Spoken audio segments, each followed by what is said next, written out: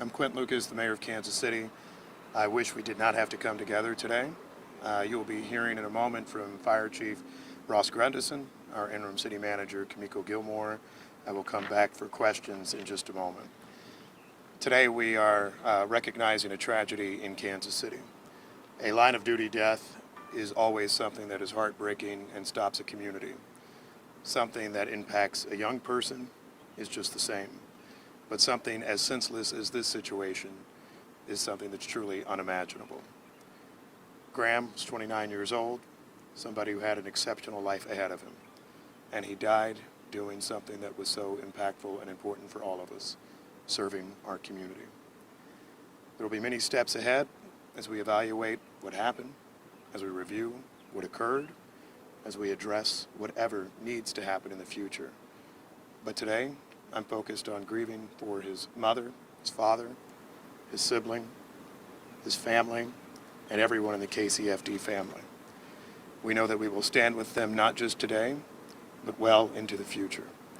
And more than anything, I want to thank all of those who are our first responders who go out each day under any number of different circumstances to ensure that all of us in our community can be safe. I want to take a special moment to commend those who are working with our firefighter last night. They responded to a situation that was in many ways truly unimaginable in an ambulance. They responded admirably, heroically, and they gave him hope. And I thank them for their work.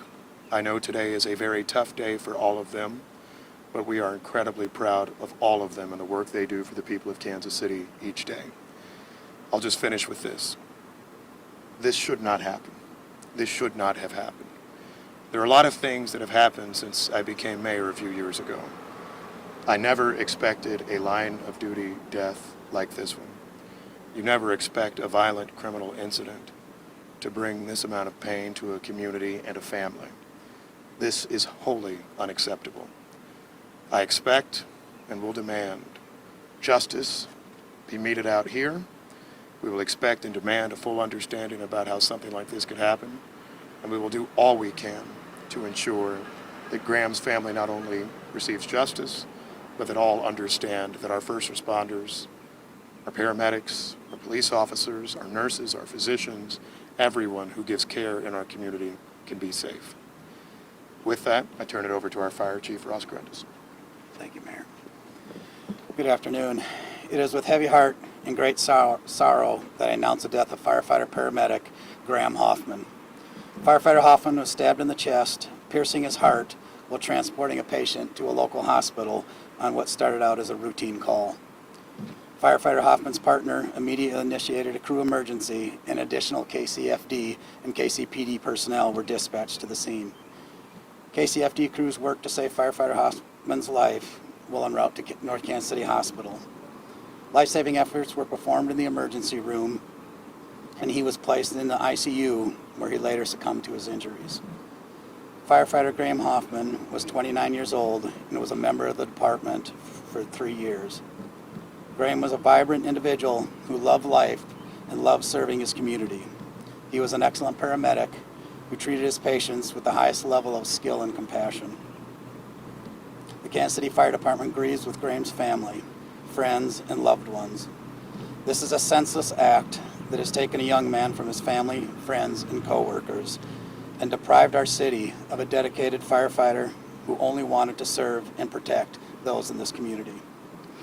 The coming days, months, and years will be difficult ones as we prepare to say goodbye to firefighter Hoffman and process this devastating loss. I'd like to thank our KCFD members and the staff of North Kansas City Hospital for their tremendous efforts. Thank you to the Kansas City Police Department for your quick response and apprehension of the suspect. To the Hoffman family, my sincerest condolences for your loss. Know that during these difficult times, KCFD is here for you, and we will grieve with you. Today, KCFD and our community lost one of the best. Details for firefighters Hoffman's funeral services will be provided in the upcoming days. We ask that you give the Hoffman family privacy during this time and direct any questions to the Kansas City Fire Department's PIO. Thank you.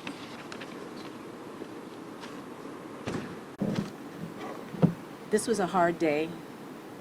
This was a very hard morning.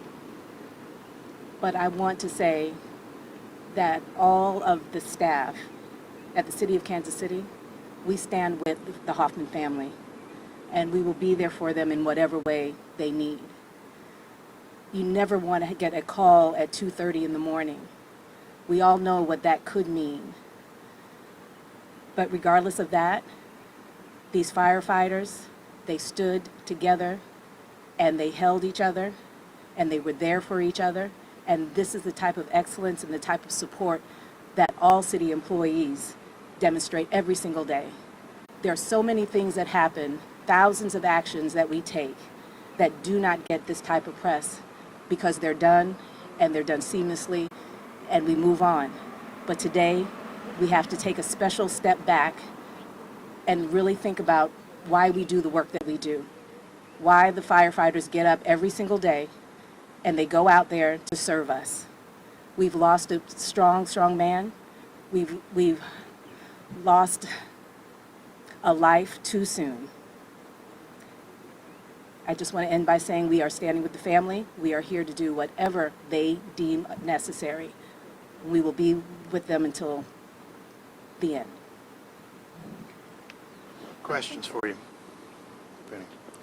Go ahead. Do you know, was this did she have mental problems? Who was the person?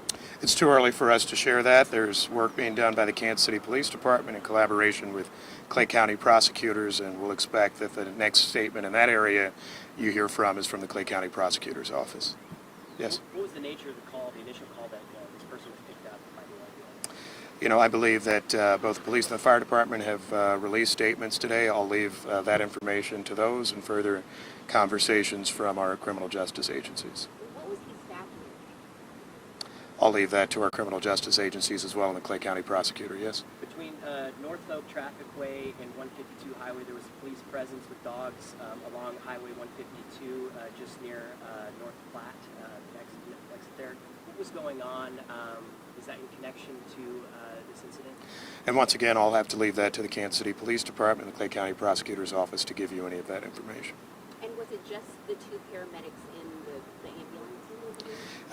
You know, I think as we talk about details of the situation itself and at what times, I'll leave that to the prosecutors to lay out what occurs. I know the police department is working with the fire department, Clay County prosecutors to make sure that we'll lay out all that information for you. Can you tell me about the injuries the officer suffered in the arrest? You know, I think I'll leave that to the Kansas City Police Department working with the Clay County Prosecutor's Office to give you further information about any of those details. I believe All right. this is the 120th line of duty death in the department. Is there any statement you have regarding those numbers and its history? I certainly have a lot of thoughts. The first of which is that, you know, I have not looked through all of the line of duty deaths. You know, to have a violent criminal incident that is not arson related be the cause of death for a firefighter, I know to be rare. I know to be rare in our country. This is something that should not occur. I'm always heartbroken in any situation like this one, but when the chief talks about the senselessness of this, it is absolutely that. Our firefighters are trained to help people fundamentally. Our firefighter was doing exactly what he was trained to do in rendering aid to someone. And that could lead to a loss of life is something that I don't think I understand. I don't think most Kansas Cityans will understand. To all of your questions we did not answer before, we will absolutely assess what was the condition or the state of the suspect in this situation, what led to this situation, how any situation like this can be avoided in the future. But at a certain point, we have this shared humanity, and our firefighters are very used to running to help people to render aid. That's what they do each day. And as somebody who was here at 3 in the morning today, that was what I got to see from a lot of the firefighters who came here and then went back out on shifts. We're going back to work now after seeing folks render aid for Graham. So we'll certainly remember this one like we do others. We'll try to figure out a way to make sure this doesn't happen again. It's heartbreaking personally because I've done this job for a little while and I've talked to too many moms, talked to too many partners, talked to too many dads, and did that again today. And they have and had a bright, exceptional young man who should be going out on another shift. And it's tragic that he won't be. Any other questions for you? Just one more. Can you share a little bit about that conversation that you had with his family? Now, I'll just say simply this, that I grieve for his family. They're good people. They're as crushed as anyone could imagine. They did ask to ensure that there's privacy in this situation, and more than anything, we will make sure, as the interim city manager noted, that we lift them up not just today, but for years into the future. KCFD is a strong group. It's a supportive group. Our entire city is.